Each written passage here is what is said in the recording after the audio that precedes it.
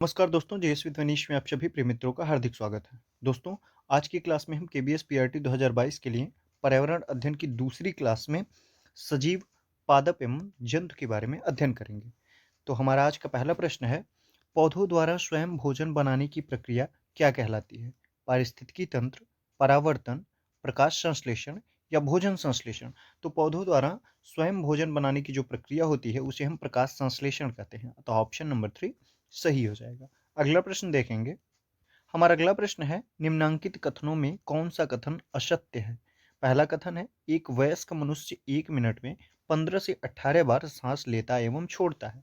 बिल्कुल सही है। दूसरा कथन कह रहा है, पौधे कार्बन डाइऑक्साइड गैस अंदर लेते हैं और ऑक्सीजन गैस बाहर छोड़ते हैं। यह भी बिल्कुल सही है। तीसरा ऑप्शन कह रहा है, पौधे में प्रकाश संश्लेषण रात दिन दोनों में होता है। तो यह ऑप्शन हमारा गलत हो जाएगा, क्योंकि पौधों में प्रकाश संश्लेषण की जो प्रक्रिया होती है, यह केवल सूर्य के प्रकाश की उपस्थिति में होती है और सूर्य के प्रकाश की उपस्थिति जो होती है वह केवल दिन में होती है। अतः प्रकाश संश्लेषण की प्रक्रिया जो होती है वो केवल दिन में होती है, रात्रि में यह प्रक्रिया पौधों में नहीं होती है। अतः ऑप्शन नंबर 3 हमारा जो हो जाएगा वह एक असत्य कथन हो जाएगा। चौथा कथन कह रहा है, गैसों के आदान प्रदान की क्रिया सभी जंतुओं में एक जैसी नहीं होती है। यह भी बिल्कुल सही है।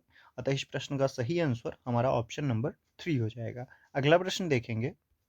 सही विकल्प को चुनिए। इन दिए हुए विकल्पों में से सही विकल्प कौन सा है, उसका चुनाव हमको करना है। जिसमें पहला विकल्प कह रहा है, जो किसी सजीव को प्रतिक्रिया करने के लिए प्रेरित करे उसे उद्दीपन कहते हैं। बिल्कुल सही है। जो किसी सजीव को प्रतिक्रिया करने के लिए प्रेरित करता है, उस प्रेरित करने वाले कारक को हम उद्दीपन कहते हैं। और दूसरा कथन कह रहा है, जो प्रतिक्रिया सजीव परिवर्तन के प्रति करते हैं उसे अनुक्रिया कहते हैं। यह भी बिल्कुल सही है। अतः पहला और दूसरा दोनों कथन सही होने की वजह से हमारा ऑप्शन नंबर 3 इस प्रश्न का सही आंसर हो जाएगा। अगला प्रश्न देखेंगे। हमारा अगला प्रश्न कह रहा है, निम्नांकित में से अनुक्रिया कौन सी है? हाथ पीछे खींचना, मुंह में पानी आना, सूरज का छिपना या गर्म वस्तु? तो हाथ का पीछे खींचना, किसी प्रक्रिया के बाद हाथ का पीछे खींचना जो है एक प्रकार की अनुक्रिया है। और मुंह में पानी आना, तो किसी खट्टी चीज को देख करके या उसके बारे में विचार करके हमारे मुंह में पानी आ जाता है, तो यह एक प्रकार की अनुक्रिया है। अतः ऑप्शन नंबर 1 और ऑप्शन नंबर 2 जो है यह एक प्रकार की अनुक्रिया से संबंधित है। अतः हमारा विकल्प ए जो हो जाएगा सही आंसर हो जाएगा। अगला प्रश्न देखेंगे। हमारा अगला प्रश्न कह रहा है, मक्खी, कॉकरोच या अन्य कीट का श्वसन अंग कौन सा है? त्वचा, फेफड़े, वातक या गिल? तो इन दिए हुए विकल्पों में से मक्खी, कॉकरोच और अन्य कीटों का जो श्वसन होता है वह वातक होता है। तो ऑप्शन नंबर 3 हो जाएगा। श्वसन रंध्र भी। त्वचा किसका श्वसन अंग है? तो त्वचा ऐसे जीव जंतु जो मिट्टी में रहते हैं उनका श्वसन अंग त्वचा होता है। जैसे इसका उदाहरण देख लीजिए आप, केंचुआ होता है। फेफड़ा किसका श्वसन अंग होता है? तो स्तनधारी खास करके मानव जो होते हैं वो फेफड़े से अपना श्वसन करते हैं। और गिल जो श्वसन अंग है यह जलीय जीवों का होता है, जैसे मछलियों का होता है। ठीक है, तो ऑप्शन नंबर 3 हमारा इस प्रश्न का सही आंसर हो जाएगा कि मक्खी, कॉकरोच और अन्य कीट का श्वसन अंग वातक या श्वसन कहलाता है। अगला प्रश्न देखेंगे। अगला प्रश्न कह रहा है, अपने शिकार को दूर से देख लेने के लिए प्रसिद्ध पक्षी का नाम बताइए। गिद्ध, चमगादड़, कौवा या उल्लू? तो अपने शिकार को दूर से ही देख लेने में पारंगत होता है, उसे हम गिद्ध कहते हैं। तो ऑप्शन नंबर 1 हमारा इस प्रश्न का सही और सटीक आंसर हो जाएगा। अगला प्रश्न देखेंगे। हमारा अगला प्रश्न कह रहा है, निम्न कथनों पर विचार कीजिए। पहला कथन है, सभी सजीव श्वसन करते हैं। बिल्कुल सही है। दूसरा कथन कह रहा है, सभी सजीवों में उत्सर्जन होता है। ये भी कथन सही है। और तीसरा कथन कह रहा है, सजीवों में इंद्रियां होती हैं। ये भी बिल्कुल सही है। और चौथा कथन कह रहा है, सजीवों में वृद्धि नहीं होती है। तो ये कथन हमारा गलत हो जाएगा, क्योंकि सजीवों में वृद्धि और विकास दोनों होता है। तो दिए हुए कथनों में कथन 1, 2, 3 जो है यह सत्य कथन है और कथन 4 जो है यह गलत कथन है। तो हमको इस प्रश्न में गलत कथन को छांटना है। तो ऑप्शन नंबर 4 हमारे इस प्रश्न का सही आंसर हो जाएगा। अगला प्रश्न देखेंगे इसी क्रम में। हमारा अगला प्रश्न कह रहा है, पक्षी, मेढक, बत्तख, मछली किस प्रकार के जंतु हैं? ये सभी जीव स्तनधारी हैं, अंडप्रजक हैं, जरायुज हैं या उड़ने वाले हैं? तो पक्षी, मेढक, बत्तख और मछली जो है ये सब अंडप्रजक जीव हैं। अतः ऑप्शन नंबर 2 हमारा इस प्रश्न का सही आंसर हो जाएगा। अगला प्रश्न कह रहा है पर्यावरण अध्ययन के शिक्षक के द्वारा बच्चों को जानवरों का अवलोकन एवं उनका चित्र बनाने को प्रेरित करने का उद्देश्य है। अर्थात एक पर्यावरण शिक्षक के द्वारा अपने बच्चों को जानवरों का अवलोकन करना एवं उनका चित्र बनाने के लिए प्रेरित करना, इसके प्रति शिक्षक का क्या उद्देश्य है? तो पहला ऑप्शन कह रहा है बच्चों में सृजनात्मकता का विकास करना। बिल्कुल सही है। एक शिक्षक का अपने बच्चों के प्रति यह उद्देश्य हो सकता है पर्यावरण अध्ययन की क्लास में। और दूसरा कथन कह रहा है बच्चों में अवलोकन और रचना कौशल का विकास करना, तो ये भी बिल्कुल सही है। और तीसरा ऑप्शन कह रहा है बच्चों में सौंदर्यगत संवेदना का विकास करना। अतः एक शिक्षक का, जो पर्यावरण शिक्षक है, अपने बच्चों से जानवरों का अवलोकन और उनका चित्र बनाने के प्रति जो उद्देश्य है वह है बच्चों में सृजनात्मकता का विकास करने का, दूसरा बच्चों में अवलोकन और रचना कौशल का विकास करने का, तथा तीसरा है बच्चों में सौंदर्यगत संवेदना का विकास करना। अतः ऑप्शन नंबर बी 1, 2, 3 तीनों कथन सही हो जाएंगे। अगला प्रश्न देखेंगे। हमारा अगला प्रश्न कह रहा है जीव जंतुओं पर आधारित पाठ को पढ़ाने के बाद शीतल कक्षा 4 के शिक्षार्थियों के लिए चिड़ियाघर भ्रमण का आयोजन करती है। इसमें शिक्षार्थियों को मदद मिलेगा। इस भ्रमण के द्वारा शिक्षार्थियों को किस प्रकार का मदद मिलेगा?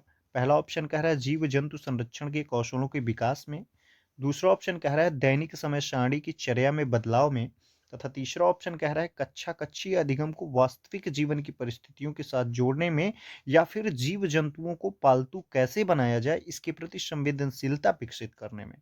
तो यह जो भ्रमण का आयोजन कराती है शिक्षिका बच्चों के द्वारा, इसमें कक्षा कक्षीय अधिगम को वास्तविक जीवन की परिस्थितियों के साथ जोड़ने में मदद मिलेगा। अतः ऑप्शन नंबर 3 इस प्रश्न का सही आंसर हो जाएगा। अगला प्रश्न देखेंगे। हमारा अगला प्रश्न क्या है? प्रकृति में ऑक्सीजन का प्रमुख स्रोत है समुद्री जल, वर्षा जल, पर्यावरण या हरे पौधे। तो प्रकृति में ऑक्सीजन का जो प्रमुख स्रोत है वह हरे पौधे हैं, हरे पादप हैं। ठीक है, तो ऑप्शन नंबर 4 हमारा सही आंसर हो जाएगा। प्रकृति में ऑक्सीजन का प्रमुख स्रोत हरे पौधे हो जाएंगे। अगला प्रश्न देखेंगे। हमारा अगला प्रश्न कह रहा है चमगादड़ स्तनधारी है क्योंकि वह उड़ता है इसलिए स्तनधारी है, रात्रिचर है इसलिए स्तनधारी है, शाकाहारी है इसलिए स्तनधारी है, या बच्चे देता है इसलिए स्तनधारी है। तो चमगादड़ इसलिए स्तनधारी है क्योंकि वह बच्चे देता है, तो ऑप्शन नंबर 4 सही हो जाएगा। अगला प्रश्न देखेंगे इसी क्रम में।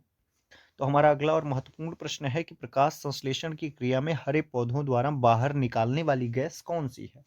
कार्बन डाइऑक्साइड, नाइट्रोजन, ऑक्सीजन, इनमें से कोई नहीं। तो प्रकाश संश्लेषण की प्रक्रिया के द्वारा पौधों द्वारा बाहर निकाले जाने वाली जो गैस है यह ऑक्सीजन है, क्योंकि प्रकाश संश्लेषण की प्रक्रिया के दौरान पौधे जो हैं यह कार्बन डाइऑक्साइड का अवशोषण करते हैं और ऑक्सीजन को रिलीज करते हैं। तो ऑप्शन नंबर 3 हमारा सही आंसर हो जाएगा। अगला प्रश्न देखेंगे। हमारा अगला प्रश्न कह रहा है निम्नलिखित में से कौन सा कथन सही है? पहला कथन है मनुष्य व पौधे दोनों द्वारा ऑक्सीजन व कार्बन डाइऑक्साइड का निष्कासन होता है। तो यह ऑप्शन हमारा गलत हो जाएगा, क्योंकि पौधे के द्वारा तो कार्बन डाइऑक्साइड और ऑक्सीजन दोनों का निष्कासन किया जाता है, लेकिन मनुष्य के द्वारा केवल कार्बन डाइऑक्साइड का निष्कासन किया जाता है। मनुष्य के द्वारा ऑक्सीजन का निष्कासन नहीं किया जाता है, ऑक्सीजन का अवशोषण किया जाता है। दूसरा कथन कह रहा है मनुष्य ऑक्सीजन व कार्बन डाइऑक्साइड दोनों का निष्कासन करता है। ये गलत हो जाएगा, क्योंकि अभी हमने देखा कि मनुष्य जो है कार्बन डाइऑक्साइड का निष्कासन करता है, ऑक्सीजन का निष्कासन नहीं करता है, बल्कि ऑक्सीजन का अवशोषण करता है। तीसरा ऑप्शन कह रहा है पौधे ऑक्सीजन व कार्बन डाइऑक्साइड दोनों का निष्कासन करते हैं। यह बिल्कुल सही है, क्योंकि पौधे जब प्रकाश संश्लेषण की प्रक्रिया करते हैं तो उस समय वह ऑक्सीजन का निष्कासन करते हैं, कार्बन डाइऑक्साइड का अवशोषण करते हैं। पौधे श्वसन की प्रक्रिया करते हैं तो उसमें वह ऑक्सीजन का अवशोषण करते हैं और कार्बन डाइऑक्साइड का निष्कासन करते हैं। अतः हमारा तीसरा विकल्प सही हो जाएगा कि पौधे ऑक्सीजन व कार्बन डाइऑक्साइड दोनों का निष्कासन करते हैं। और चौथा विकल्प कह रहा है इनमें से कोई नहीं। अतः इस प्रश्न का सही आंसर हमारा ऑप्शन नंबर 3 हो जाएगा। अगला प्रश्न देखेंगे। हमारा अगला प्रश्न कह रहा है नीचे दिए गए पक्षियों की कौन सी प्रजाति झटके से अपनी गर्दन आगे पीछे करती है? बाघ, तेंदुआ, सांड, सांप, रेशम कीट, छिपकली, चील, गरुड़, गिद्ध, या मधुमक्खी, मच्छर, तितली। तो ऑप्शन नंबर 3 का जो मेल है वो हमारा सही हो जाएगा। चील, गरुड़ और गिद्ध जो है इन प्रजातियों के पक्षी अपनी गर्दन झटके से पीछे करते हैं। ठीक है, अगला प्रश्न देखेंगे। हमारा अगला प्रश्न कह रहा है जब कोई सपेरा अपने वाद्य यंत्र बीन को बजाता है तो सांप उसकी ध्वनि पर अपने सिर को इधर उधर घुमाता है। आपके विचार से सांप वाद्य यंत्र के प्रति अनुक्रिया कैसे कर रहा है? पहला, उस वाद्य यंत्र द्वारा उत्पन्न कंपनों के प्रति अनुक्रिया करके, या उस वाद्य यंत्र को सूंघ कर, या उस वाद्य यंत्र की ध्वनि को सुनकर या फिर उस वाद्य यंत्र की गति को देखकर। तो जब कोई सपेरा अपने बीन को बजाता है, तो साँप उसकी ध्वनि पर इधर-उधर सिर करता है, घुमाता है, तो यह जो है उस वाद्य यंत्र द्वारा उत्पन्न कंपनों के प्रति अनुक्रिया करके वह अपने सिर को घुमाता है। तो ऑप्शन नंबर ए हमारे इस प्रश्न का सही आंसर हो जाएगा। अगला प्रश्न देखेंगे इसी क्रम में। अगला प्रश्न कह रहा है यदि हम पक्षियों का अवलोकन करते हैं, तो हम यह पाते हैं कि अधिकांश पक्षी अपनी गर्दन अत्यधिक हिलाते हैं। इसका कारण क्या है? ठीक है, तो पहला कारण बता रहा है इनके नेत्र 2 भिन्न-भिन्न वस्तुओं को एक ही समय पर फ़ोकस कर सकते हैं, इसलिए वे अपनी गर्दन अत्यधिक हिलाते हैं। या फिर अधिकांश पक्षियों के नेत्र स्थिर होते हैं और घूम नहीं सकते हैं, इसलिए वे अपनी गर्दन अत्यधिक घुमाते हैं। या फिर तीसरा ऑप्शन कह रहा है इनके कान ढके होते हैं और वे उड़ सकते हैं, इसलिए गर्दन अत्यधिक घुमाते हैं। या फिर पक्षियों के 2 नेत्र होते हैं, इसलिए ऑप्शन नंबर बी हमारा सही हो जाएगा। दूसरा ऑप्शन कि अधिकांश पक्षियों के नेत्र जो होते हैं वो स्थिर होते हैं, इसलिए वो नेत्र को घुमा नहीं सकते हैं, इसलिए वे पूरी गर्दन को अपने अत्यधिक हिलाते-डुलाते हैं, घुमाते हैं। अतः ऑप्शन नंबर 2 हमारा सही हो जाएगा। अगला प्रश्न देखेंगे। नीचे दिए गए सभी जानवरों में निम्नलिखित में से कौन-सी विशेषता पाई जाती है? छिपकली, गौरैया, कछुआ, साँप। इन चारों में किस प्रकार की एक विशेषता पाई जाती है जो ऑप्शन में दिया हुआ है? उनके शरीर सल्क से ढके होते हैं, वे अंडे देते हैं, वे जहरीले होते हैं या वे भूमि एवं जल दोनों में रह सकते हैं। तो छिपकली, गौरैया, कछुआ, साँप जो होते हैं, यह अंडे देने वाले जानवर हैं। अतः ऑप्शन नंबर 2 हमारा इस प्रश्न का सही आंसर हो जाएगा। अगला प्रश्न देखेंगे। हमारा अगला प्रश्न कह रहा है निम्नलिखित पक्षियों में से कौन काफ़ी हद तक अपनी गर्दन को घुमा सकता है? कौवा, कोयल, मैना, उल्लू। तो इन दिए हुए विकल्पों में से उल्लू ऑप्शन नंबर 4 सही हो जाएगा जो अपनी गर्दन को अधिक मात्रा में घुमा सकता है। अगला प्रश्न देखेंगे। अगला प्रश्न कह रहा है कुछ पक्षी रात में जागते हैं। ये जानवर हर चीज़ों को जिन रंगों में देखते हैं वे कौन से रंग हैं? तो आप लोगों को एक चीज़ ध्यान रखना होगा कि रात में जागने वाले जितने भी पक्षी होते हैं, यह किसी भी चीज़ को केवल 2 कलर में देख सकते हैं, सफ़ेद और काला। ठीक है? अतः ऑप्शन नंबर 3 हमारा सही हो जाएगा कि जो पक्षी रात में जागते हैं, यह जानवर हर चीज़ को केवल काले और सफ़ेद रंग में देखते हैं। तो ऑप्शन नंबर 3 इस प्रश्न का सही आंसर हो जाएगा। अगला प्रश्न देखते हैं। प्रश्न कह रहा है निम्नलिखित में से सही कथन चुनिए। पहला कथन है जिन जानवरों के बाहरी कान व शरीर पर बाल होते हैं वे बच्चे देते हैं। सही कथन है। दूसरा कथन कह रहा है जिन जानवरों के बाहरी शरीर पर कान और बाल नहीं होते हैं वे अंडे देते हैं। ये भी सही है। और तीसरा ऑप्शन कह रहा है जिन जानवरों के बाहरी कान व शरीर पर बाल नहीं होते हैं वे बच्चे देते हैं। पहले ऑप्शन का उल्टा है, यह गलत हो जाएगा। और चौथा कह रहा है जिन जानवरों के बाहरी कान व शरीर पर बाल होते हैं वे अंडे देते हैं, ये भी गलत है। अतः हमारा कथन 1 और 2 सही है। 1 और 2 कथन देखेंगे एक साथ कहाँ दिया हुआ है, तो ऑप्शन नंबर 4 में कथन 1 और 2 एक साथ दिया हुआ है, अतः ऑप्शन नंबर डी हमारा इस प्रश्न का सही आंसर हो जाएगा। अगला प्रश्न देखेंगे।